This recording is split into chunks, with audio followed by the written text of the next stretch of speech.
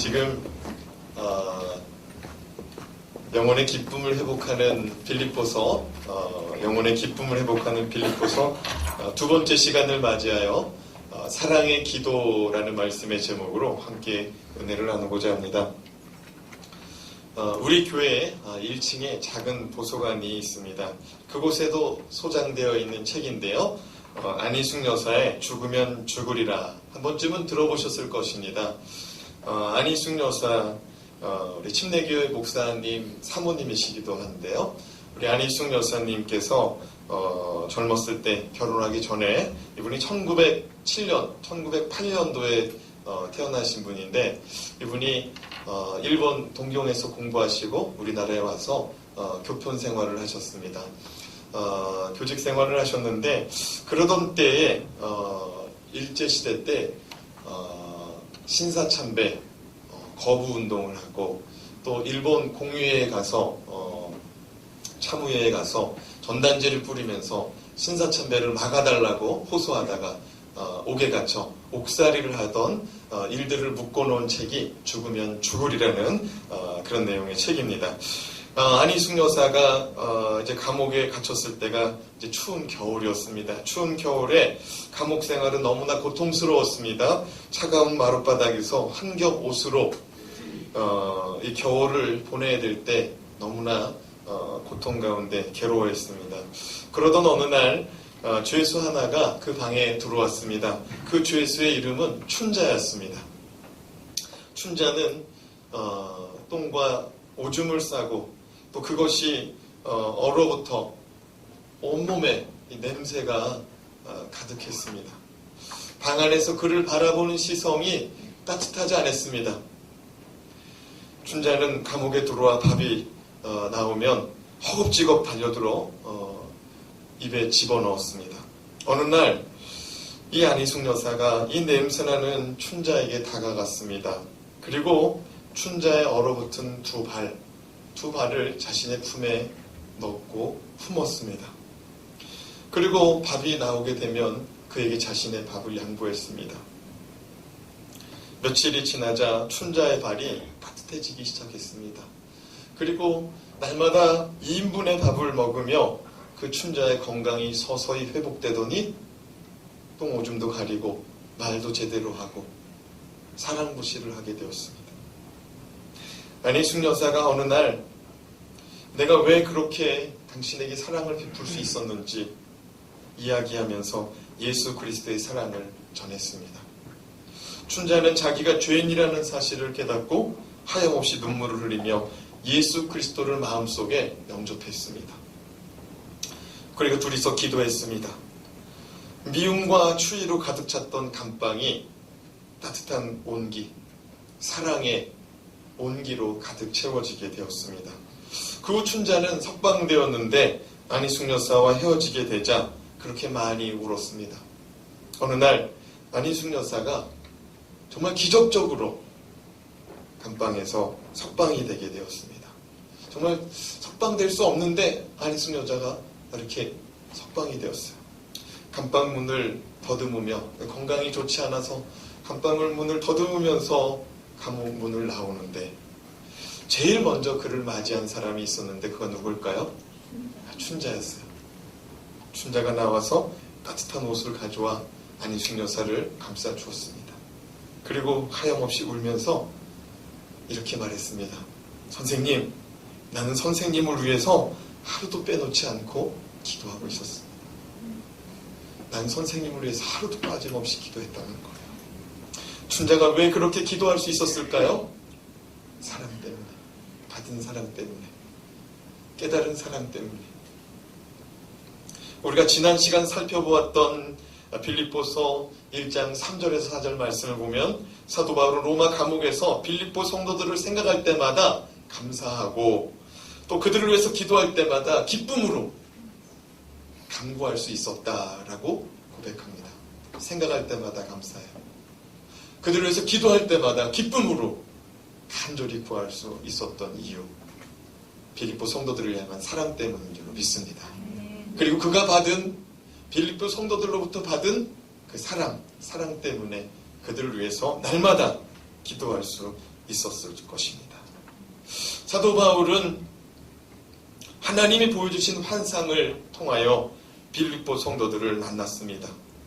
복음을 그들에게 전하고 그들이 복음을 받아들이고 복음을 받아들인 그들이 예수 그리스도 안에서 침례받고 거룩한 성도로서 거룩한 빌립보 교회를 이루게 되었는데, 사도 바울이 봤을 때는 이 빌립보 교회 성도들이 영적인 어린아이 같은 거예요. 예수 믿은 지 얼마 안 되기 때문에 그 안에 주님을 향한 열정과 주님을 향한 사랑이 있습니다. 근데 덜 익은 사랑 같은 거 있죠. 덜 익은 사랑. 사도 바울이 빌립보 성도들을 바라봤을 때 신앙이 자라날 필요가 있다고 느꼈습니다. 오늘 말씀은요, 우리가 읽은 빌립보서 1장 9절에서 이 11절의 말씀은 이 빌립보 성도들이 이 자라나기를 바라는 마음으로 그 빌립보 교회 성도를 향하여 사도 바울이 기도한 내용입니다. 사랑으로 기도한 내용이에요. 사랑으로. 어떤 기도의 내용이 있습니까? 빌립보 교인들을 향한 사도 바울의 사랑의 기도. 이 기도를 통해서 우리가 본받아야 될 기도가 무엇인지 함께 살펴봤으면 좋겠습니다. 여러분, 우리가 빌립보 교회 성도들이라면, 우리가 사도 바울이라면 누군가를 위해서 어떻게 기도해야 되는가? 우리가 신앙이 좀 미성숙한 사람이라면 우리가 어떻게 기도해야 되는지 이 말씀을 통해서 함께 은혜를 나누어 보기를 원합니다. 첫 번째, 성숙한 사랑이 풍성해지기를 바라는 기도입니다. 우리가 품고 기도해야 될 것, 우리가 누군가를 위해서 기도해야 될 기도의 제목은 성숙한 사랑이 풍성해지기를 바라는 기도입니다. 사실 빌립보 교인들은 사랑이 많은 사람들입니다. 사랑이 많은 사람들이에요. 사람 숫자는 적었지만 사랑이 많은 교회였습니다. 국률이 많은 교회였습니다. 사도 바울이 복음을 전하는 데 있어서 평생토록 후원자 역할, 조력자 역할을 했던 사람들이 빌립보 교인들이었습니다. 다른 사람들은 사도 바울을 잃어버릴 때가 있었어요. 너무 바빠가지고 사도 바울을 잃어버릴 때가 있었어요. 근데 빌립보 교인들만은 끝까지 함께했어요. 죽음의 순간까지도, 그 사역을 마치는 시간까지도 이 빌립보 교인들이 끝까지 함께했습니다. 그리고 이제 예수 믿은 지 얼마 안 된, 이 빌립보 교회가 생긴 지 얼마 안 된 그런 연역이, 정말 그 연수가 짧은 교회임에도 불구하고 교회가 만들어지자마자 이 복음 전하는, 사도 바울의 복음 전하는 이 선교에 함께 앞장서 동참했던 그런 교회였습니다. 우리 세운지구촌 교회가 선교에 앞장서서 선교사를 돕는 그런 교회가 될 수 있기를 사모합니다. 아멘. 아멘이 별로 없네요. 사모합니다. 아멘. 네. 여러분, 그런데 이 사랑이 많은 이 빌립보 교회, 이 빌립보 교인들이 아직은 영적으로 어린 아이의 신앙의 믿음이었기 때문에 사랑을 쏟긴 쏟는데 이게 좀 덜 성숙한 사랑을 막 쏟고 있는 거예요. 여러분, 우리가 어릴 때, 젊은 날에 일들을 회상해 보면은 내가 그때 왜 그랬을까? 내가 그때 왜 그랬을까? 내가 참 지혜롭지 못했던 것 같다. 그런 때가 있지 않습니까? 오늘 또 저만 그랬던 때가 있는 것 같아요. 여러분, 사도 바울이 말하는 성숙한 사랑, 성숙한 신앙인의 모습은 어떤 모습이냐? 우리 9절 말씀을 좀 함께 읽어봤으면 좋겠습니다. 9절 말씀 함께 읽도록 하겠습니다. 시작. 내가 기도하노라 너희 사랑을 지식과 모든 청명으로 점점 더 풍성하게 하사. 여러분, 이 말씀에 보니까 사도 바울이 사랑의 기도를 하는데, 기도의 내용이 뭐냐면 사랑을 풍성하게, 사랑을 점점 더 풍성하게 되기를 기도하고 있습니다. 빌립보 교인들이 사랑이 점점 더 풍성해지기를 바란다. 여러분, 사랑을 풍성하게 하는데 지식과 모든 총명으로 사랑하기를 바란다고 기도하고 있습니다. 다시 말해서 사랑을 하긴 하는데 뭐가 부족하다는 거예요? 그래요. 지식과 총명이 부족한 거예요. 그러니까 좀 지식이 좀 있었으면, 좀 청명이 더 있었으면 그 사랑의 모습이 좀 더 아름다웠을 텐데, 좀 더 덕스러웠을 텐데, 그런 거예요. 여러분,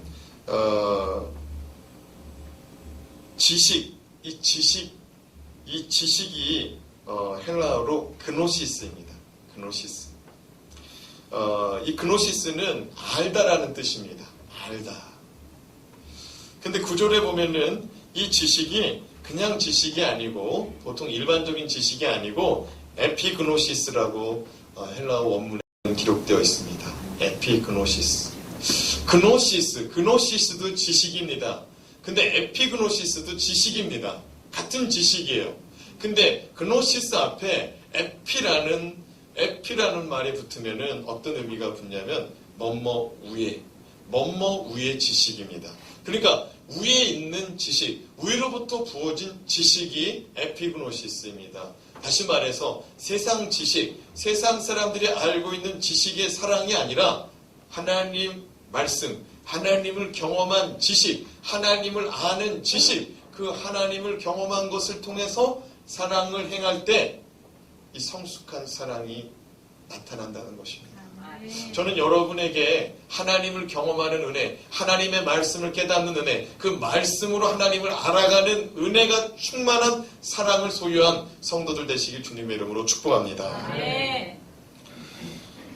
여러분, 사실 이 사도 바울은요, 과거에 자기 열심으로 사랑했던 사람입니다. 자기 열심으로 하나님을 사랑했어요. 우리 신앙생활하는 사람들 가운데서도 그런 사람이 있잖아요. 사랑으로, 하나님을 사랑하는 마음으로 열심으로 생활하긴 하는데 그분이 한번 지나가고 나가면은 뒤에 문제가 많이 생겨 있어요. 열심으로 그분이 정말 불도저 같이 밀고 나갔는데 뒤에 보면 문제가 많이 생겨 있어요. 그 열정이 있긴 한데. 근데 여러분, 성숙한 사람이라면 지나가고 나서 아름다운 것 같아요. 그를 생각할 때, 야, 그 사람 정말 괜찮은 사람이었다. 그 사람 정말 하나님 앞에서 정말 괜찮은 사람이었다. 사도 바울이요, 지금은 변화돼가지고 예수 그리스도를 사랑하고 하나님을 아는 그런 지식의 사랑을 행하는 자지만 과거에는 예수님을 핍박하는 사람이었잖아요.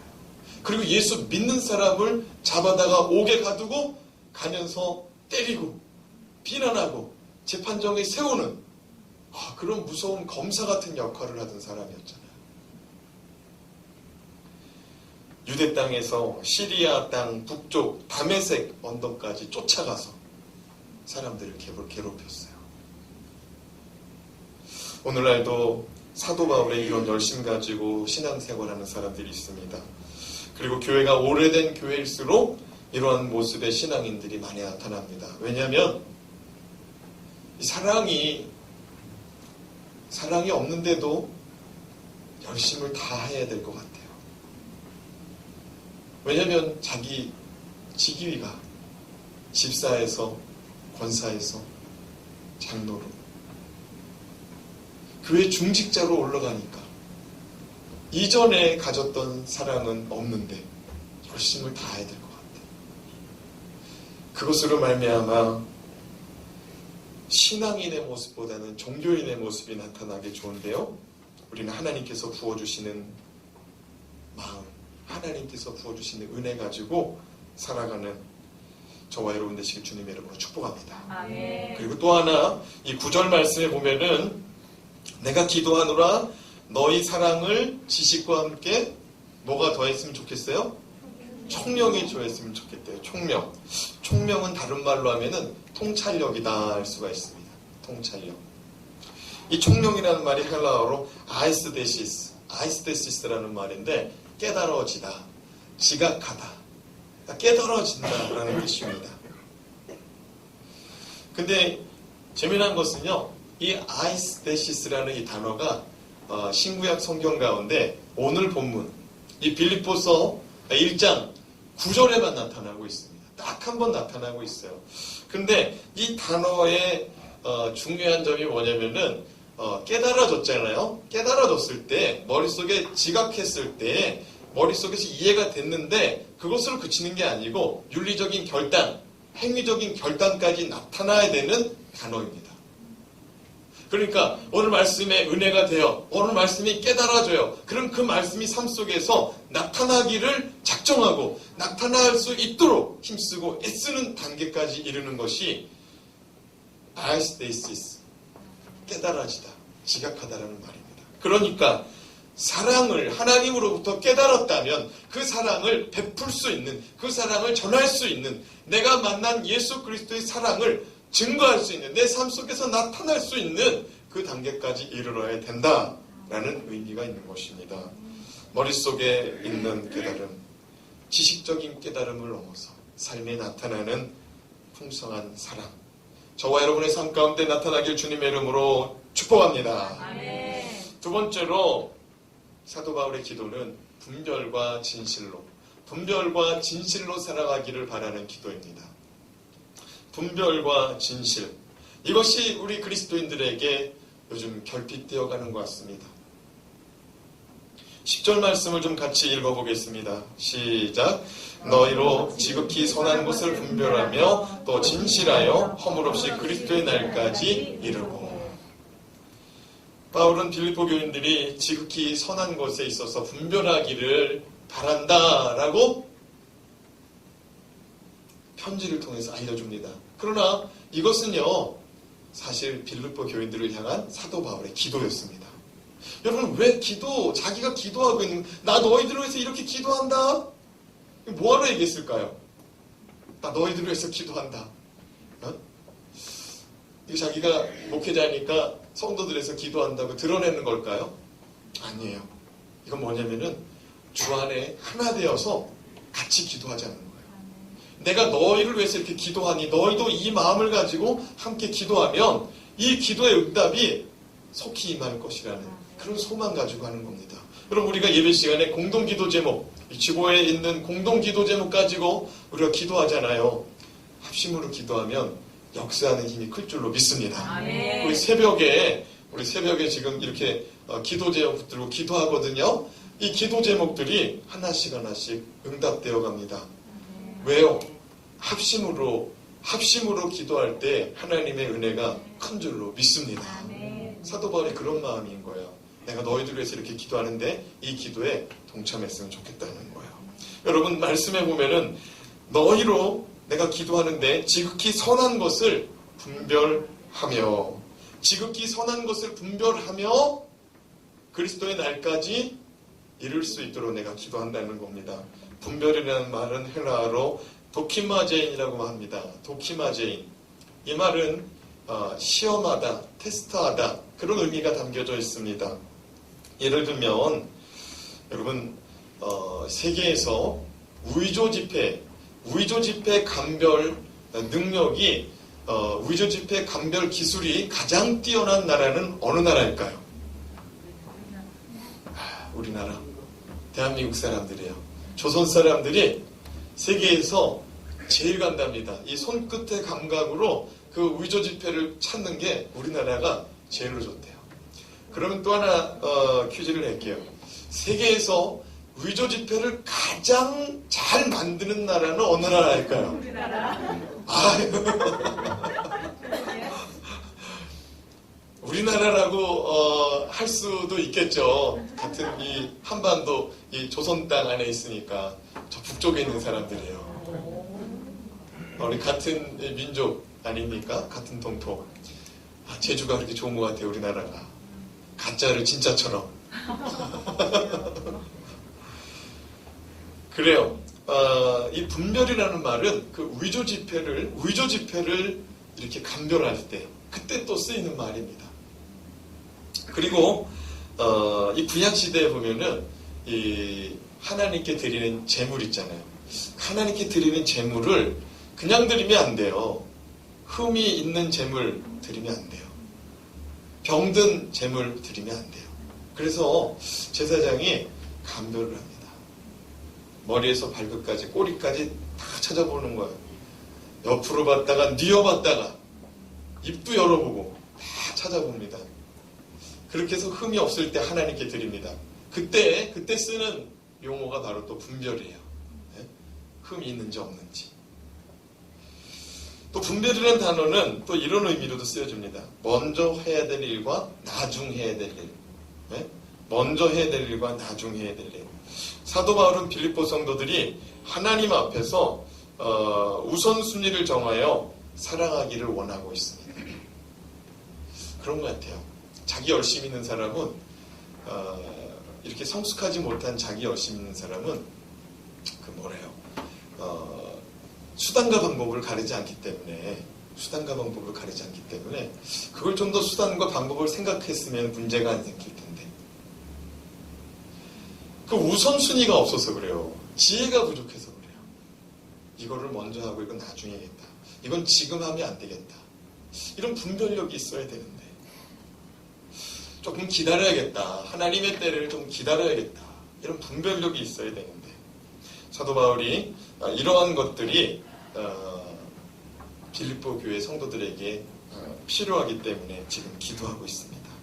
다시 한번 우리 10절 말씀 볼까요? 너희로 지극히 선한 것을 분별하며 또 무엇이 있으면 좋겠다고 그래요? 진실이 있었으면 좋겠다요. 그래서 진실로 말미암아 너희에게 허물이 없었으면 좋겠답니다. 진실로 말미암아. 여러분 진실이라는 것은 위선이 없는 상태, 거짓이 없는 상태라고 말할 수 있겠죠. 이 진실이라는 단어는 헬라어로 엘리크리네이스라는 단어입니다. 이거 어떤 의미냐면 햇빛에 비추어 깨끗한 것, 햇빛에 비추어 보아서 깨끗한 것이라는 뜻을 담고 있습니다. 이 말은 사실 본래 도자기 만들 때 그 당시 사람들이 도자기를 구입할 때 쓰던 용어입니다. 무슨 얘기냐면 도자기는 얇으면 얇을수록 좋은 겁니다. 두꺼울수록 도자기는 가치가 좀 떨어져요. 여러분 집에 있는 그릇도 생각해 보세요. 무거운 거 있잖아요. 무거운 거. 싼 거예요. 얇고 가벼운 게 비싼 거예요. 근데 여러분 그러다 보니까 이 얇은 도자기를 만들다 보니까 어떤 일이 발생하냐면 균열이 갑니다. 균열이 가요. 금이 가요. 그래서 사람들은 이 도자기 만드는 사람들이 다시 만들면 값이 더 돈이 들어가니까 머리를 쓰는데 여기다가 덧칠을 해버려요. 덧칠을 해서 한 번 더 구워버립니다. 아무 문제가 없는 것처럼. 그런 일들이 너무 많아가지고요. 그 당시에 도자기를 구입하는 사람들은 이렇게 했다는 거예요. 그러면 이 얇은 도자기가 햇빛에 보면 다 비춰졌다는 거예요. 금이 있는지 없는지. 그때 쓰는 단어가 뭐라고요? 진실. 네? 엘리크레니스. 햇빛에 비추어서 깨끗한 것을 말합니다. 저는 하나님 아버지 앞에서 여러분이 깨끗한 상태로 살아가시기 바랍니다. 아멘. 사람들 눈을 가리는 거 말고요. 하나님 아버지의 거룩한 빛 앞에 우리의 삶을 조명했을 때 정말 우리에게 허물이 드러나지 않는 그런 신앙의 삶을 살아가기를 원합니다. 아멘. 여러분 마지막으로 사도 바울은 이렇게 기도합니다. 의의 열매가 가득해지기를. 의의 열매가 여러분에게 그리고 저에게 우리가 기도하는 또 믿음이 연약한 자를 위해서 우리가 그렇게 기도해 주었으면 좋겠습니다. 바울은 빌립보 교인들을 향하여 의의 열매가 가득하여지기를 기도합니다. 그런데 의의 열매가 가득하여지기를 바라는 그 마음 바로 앞에 수식어가 있습니다. 우리 11절 말씀 같이 읽어보겠습니다. 시작. 예수 그리스도로 말미암아 의의 열매가 가득하여 하나님의 영광과 찬송이 되기를 원하노라. 의의 열매가 가득하여지기를 원하는데 그 앞에 뭐가 붙었어요? 예수 그리스도로 말미암아 의의 열매가 가득하여지기를 바란다. 여러분 예수 그리스도가 빠진 교회는 사교 집단입니다. 여러분, 예수 그리스도의 마음이 없는 신앙인은 허수아비에 불과합니다. 옆 사람을 한번 바라봐 주시기 바랍니다. 그 사람 얼굴에 예수 그리스도가 나타나는지 한번 봐주세요. 눈곱 띄워주지 말고요. 어디 뭐가 묻었었나 봐요. 여러분, 우리 안에 예수 그리스도가 나타나지 않으면 안 돼요. 우리 안에 예수 그리스도가 나타나야 됩니다. 우리 안에 예수 그리스도가 있을 때 예수 그리스도 닮은 예수 그리스도의 성품이 나타나고, 예수 그리스도가 있을 때 예수 그리스도의 말이, 예수 그리스도의 행동이, 예수 그리스도의 능력이 우리 삶 가운데 나타나는 줄로 믿습니다. 요한복음 15장 1절에서 12절 말씀에 보면 예수님께서 이렇게 말씀하십니다. 나에게 붙어 있으라고. 같이 한번 이 말씀 읽어보겠습니다. 시작. 나는 참 포도나무여 내 아버지는 농부라. 물은 내게 붙어 있어 열매를 맺지 아니하는 가지는 아버지께서 그것을 제거해 버리시고, 물은 열매를 맺는 가지는 더 열매를 맺게 하려 하여 그것을 깨끗하게 하시느니라. 아멘. 나는 참 포도나무다 라고 말씀하시면서 내 아버지 하나님은 뭐래요? 농부다 라고 말합니다. 그리고 나는 뭐래요? 우리는 뭐래요? 가지다 말합니다. 가지의 역할이 무엇이냐? 예수 그리스도, 나무 대신 예수 그리스도에게 꼭 붙어 있다가 예수 그리스도의 열매가 나타나야 돼요. 예수 그리스도가 포도나무라고 그랬잖아요. 그러면 포도 열매가 맺혀야 되는 거예요. 사과 열매가 맺히면 곤란합니다. 아무리 좋은 배가 열려도 곤란합니다. 여름에 귀한 맛있는 수박, 참외가 열려도 곤란합니다. 뭐가 열려야 돼요? 포도나무, 포도 열매가 맺혀져야 됩니다. 그러니까 예수 닮은 예수의 열매가 나타나야 된다는 거예요. 그런데 여러분, 여기 귀중하고 무서운 말씀이 있는데, 열매를 맺지 못하는 가지는 어떻게 한대요? 제거해버린다는 거예요. 이게 무슨 말인 줄 아세요? 나무가 농부의 손에 의해서 가지치기 당한다는 거예요. 저희 시골집에 저희 할아버지가 집을 지어놓고서 과실수를 많이 심었는데 그 가운데 감나무도 많이 심어놨습니다. 지금도 가면 그 감나무들이 있는데 그 감나무를 지금 관리해줄 사람이 없어요. 사실 감나무는요, 봄철에 가지치기를 과감하게 해야 됩니다. 그러다 보니까 그 가지가 무성해가지고요, 봄철에서 여름 지날 때까지만 해도 그 조그만 감이요, 얼마나 많이 열렸는지 몰라요. 근데 가을철이 될 쯤에 너무 많은 무성한 가지 때문에 그 열매를 붙들고 있을 힘이 부족해가지고요, 바람이 조금만 불어도 뚝뚝뚝 떨어지고요, 너무 뜨거워도요, 그게 뚝뚝뚝 떨어집니다. 그래서 오히려 가지치기 안 한 나무가요, 열매가 다 떨어져가지고 가을철에 거둘 게 없어요. 근데 과감하게 가지치기 한 나무는요, 열매가요 풍성하게 끝까지 갑니다. 끝까지 가요. 근데 오늘 말씀이 뭐라고 그러냐면, 열매를 맺지 못하는 가지는 다른 가지를 위해서 제거해버린답니다. 무슨 얘기냐면, 신앙생활 함께 하는데 변화가 없어요. 예수 그리스도 닮은 열매가 없어요. 세상 사람이랑 구분이 안 돼요. 그리고 하나님 안에서 하나님의 은혜를 사모하며 예수 그리스도를 향한 갈망이 없고, 세상에서 즐기는 것, 세상에서 주는 기쁨, 그것을 영위해 나가기 위해서 힘쓰고 애쓰는 사람들이 있어요. 근데 그 모습 때문에 사람들이 덕이 안 들 때가 있어요. 근데 우리 주님께서 오래 참으시죠. 아주 오래 참으세요. 죽을 때까지 참으세요. 진짜로 한 영혼이 병들어 죽을 때까지 오래 참으세요. 그리고 그 마지막 순간까지도 기다리십니다. 세상 것 놓고 돌아오도록. 그래도 말을 안 듣잖아요. 그러면 그 영혼이 그냥 그렇게 죽는 거예요. 그게 가지치기예요. 어떤 경우에는 이른 가지치기도 있겠죠. 한참 열매를 맺어야 될 때 잘라버리는 경우도 있죠. 사랑하는 여러분, 무서운 말씀입니다. 무서운 말씀이에요. 근데 중요한 게 뭐냐면 열매를 맺지 못하는 이유가 있다는 거예요. 열매를 맺지 못하는 이유. 그리고 열매를 맺는 이유가 있다는 거예요.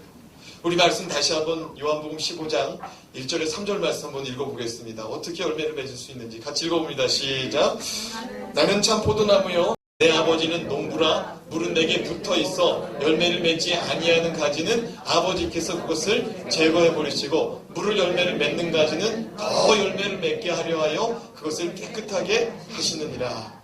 여러분, 여기서 비결이 나왔잖아요. 열매를 맺지 못하는 이유가 뭐예요? 붙어 있지 않기 때문에. 누구하고? 예수 그리스도하고. 예수 그리스도하고. 여러분, 옆에 사람 신뢰가 안 된다면 손 한번 꽉 잡아주시기 바랍니다.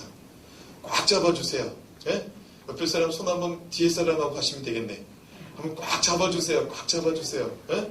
그러면서 이렇게 외쳐주시기 바랍니다.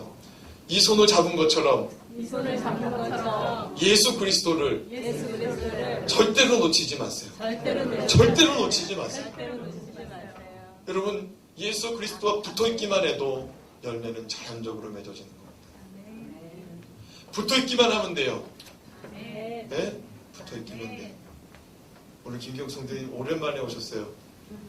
화성 지역에서 20개 단체 회장 맡으시다 보니까 5월, 6월이 아주 그냥 4월, 5월이 아주 그냥 뭐랄까 체육대회 행사하기 바쁘신데 감사합니다. 오랜만에 나오셨어도 예수 그리스도 꼭 붙잡고 계시기 바랍니다. 그럼 자연적으로 열매가 나타날 것입니다. 자연적으로. 붙어있기만 해도 돼요. 아니 무슨 나무에 붙어있는 가지가 힘씁니까? 아유, 이제 겨울 지났으니까 한번 조깅 좀 해야겠다. 내 몸 좀 만들어야겠다. 엽기 좀 들면서 아유, 우리 이제 가을철에 열매 맺어야 되니까 운동 좀 해야겠다. 가지들이 뭐 이렇게 힘씁니까? 전혀 그렇지 않아요. 그냥 붙어만 있는 거예요. 여러분, 붙어만 있어도 열매 맺는데 더욱 주님을 사모하면 풍성한 열매 맺을 줄로 믿습니다. 네? 주님께 붙어 있기를 바랍니다. 여러분, 저는 이틀 전에 이 전도지를 받았습니다. 우리 세움지구촌교회에서 만든 첫 번째 전도지인데 이 전도지의 교회를 소개하며 또 삼성그룹 창업자인 이병철 회장에 대한 이야기를 만화로 엮은 이 전도지를 준비했습니다. 그리고 이틀 전에 금요일날 이 전도지가 도착했습니다. 그런데 어제 토요일이죠. 어제 어떤 분이 연락이 왔습니다. 그분이 저를 만나고 싶다는 거예요. 그래서 만납시다 하고 교회에서 만났는데 그 사람이 누구냐? 이곳에 이 서천 지역에 이사 온 지 얼마 안 되신 분입니다. 그런데 그분 말로 이 세움지구촌교회가 도로변이나 어디에 간판이 없어가지고 이 교회가 있는지를 몰랐다는 거예요. 자기 집에서는 이 교회가 가깝다는 거예요. 그런데 이 교회를 몰라가지고 이 근처에 있는 교회를 가게 되었다는 거예요.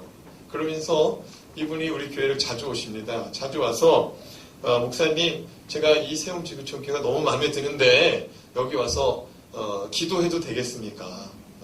자기 등록한 지 얼마 안 돼서 교회를 또 옮기는 것은 그렇고 여기 와서 기도해도 되겠습니까? 했던 분인 거예요. 그래서 이제 이분을 만나는데 대화를 하다 보니까 무슨 얘기냐면 어제 오신 목적이 뭐냐면 자기가 지금 등록한 교회에서 전도를 하고 싶다는 거예요. 근데 자기 말주변이 그래서 이 전도지를 들고서 전도를 하고 싶은데 전도지를 안 준다는 거예요. 전도지가 있는 걸 아는데, 그리고 전도지를 자기가 주면 되는데 안 준다는 거예요. 이유가 뭐냐 그랬더니 화요일하고 목요일마다 전도지를 돌리는 날이 있는데 그때 와서 돌리라는 거예요. 근데 자기는 당뇨병도 있고 또 이 소변도 자주 봐야 되는 상태래요. 그래서 같이 다니면은 이게 남들에게 방해가 되기 때문에 자기 몸 상태로 봐서는 혼자서 이렇게 시간 날 때마다 돌리는 게 좋다는 거예요. 근데 그걸 허락해주지 않는데요. 그래서 혹시 세움지구촌교회 전도지가 있으면, 그리고 목사님이 허락해 주시면 전도를 하고 싶다는 거예요. 별로 놀라지도 않네요. 제 입장에서는 이게 굉장히 대단한 거예요. 전도지를 만들어서 엊그제 도착했는데 그 다음날 와서 이 전도지를 달라는 거예요. 그리고 제가 200장, 지금 저 앞에 있는 게 한 묶음에 100장이거든요. 200장을 넉넉히 드렸습니다. 그랬더니 그분이 뭐라는 줄 알아요? 목사님, 이거 다 돌리면 더 주실 수 있나요? 할렐루야. 그래서 제가 그랬어요. 집사님, 8,000장 주문했습니다. 이 서천동에 사는 모든 사람들에게 전해주시길 바랍니다. 근데 여러분, 이분이 예수 그리스도가 그 안에 있더라고요. 예수 그리스도가. 그래서 이분이 왜 이렇게 전도를 하고자 하느냐 물었더니 자신이 젊었을 때 산에서 이렇게 등산하다가 약순물을 마셨대요. 근데 그 약순물이 그게 참 오염되었었나 봐요. 그래서 그 약순물을 마시고 나서 이 간에 문제가 생겼는데 의사가 6시간을 못 넘긴다고 그랬대요. 응급실에 이게 가게 되었는데 6시간 못 넘긴다고 그랬는데 병상에서 기도했대요. 하나님, 아이고 제가 하나님 믿는다고 하면서 말로만 믿을 때가 많았습니다. 제가 말로만 믿을 때가 많았습니다. 하나님께서 한 번만 더 기회를 주시면 주님을 위해서 살고 싶습니다. 그렇게 기도하는데 기력이 없어서인지 이제 꿈을 꾸게 됐대요. 이제 숨이 넘어가는 상황이니까. 숨이 넘어가는 게 의식이 또렷한 상태의 사람들이 있거든요. 그래서 이제는 꿈을 꾸는데 갑자기 빈 들판이 쫙 나타나더래요. 그 들판에 한 분이 딱 서 계시더래요. 예수 그리스도께서 하얀 옷을 딱 입고 서 계시더래요.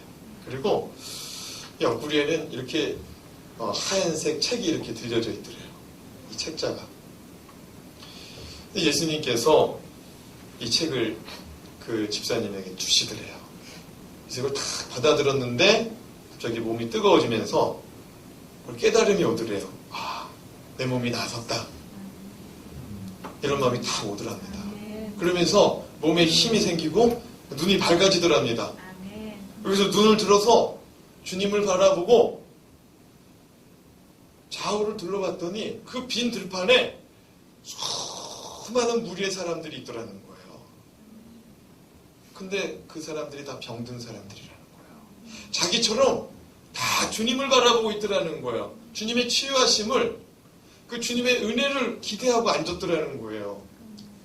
그래서 주님이 이 책 있잖아요. 그 집사님에게 주셨던 책을 다시 받아서 옆구리에 다 끼고 계시더라는 거예요. 자기 생각엔 이 사람들이 다 죽을 것 같더라는 거예요. 그래서 주님이 말씀도 안 했고 주님이 이거 주라고도 안 했는데 주님 걸 얼른 뺏어가지고 막 뛰어다니면서 그 사람들 품에 이걸 안겨줬대요.